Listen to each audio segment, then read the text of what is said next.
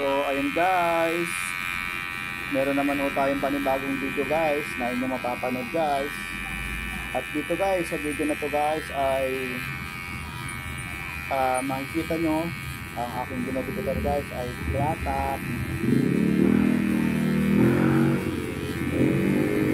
pogi. Ayun guys, at pinupulido lang natin yan guys. Kaya sa paggugupit guys ay kailangan laging pulido para ang mga pasyente natin ay binabalik-balikan tayo, diba?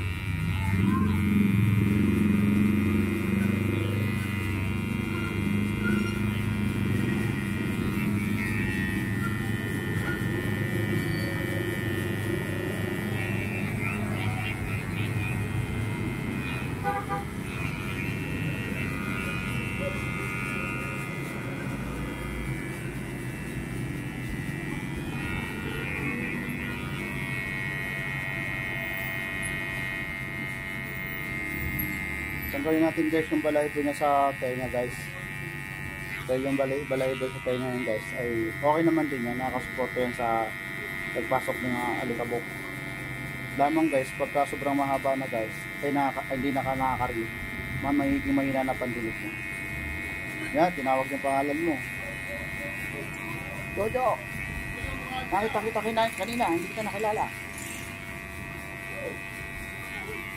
Ayun, nagalit sa'yo yung tumatawag sa'yo kasi akala nagero ka. Pala, hindi mo na marinig yung sinasabi niyo. Yung sinasabi tumatawag sa kanya.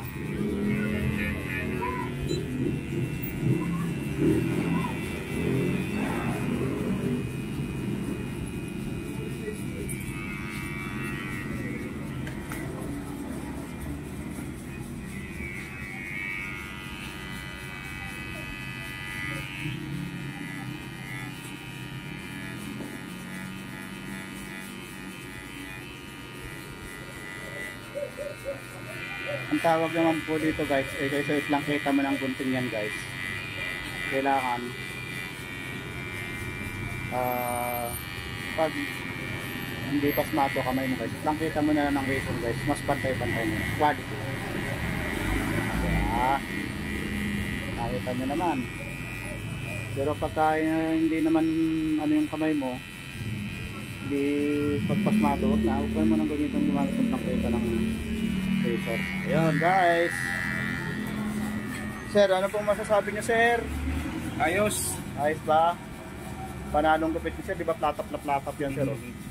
Parang si Emilio Aguinaldo.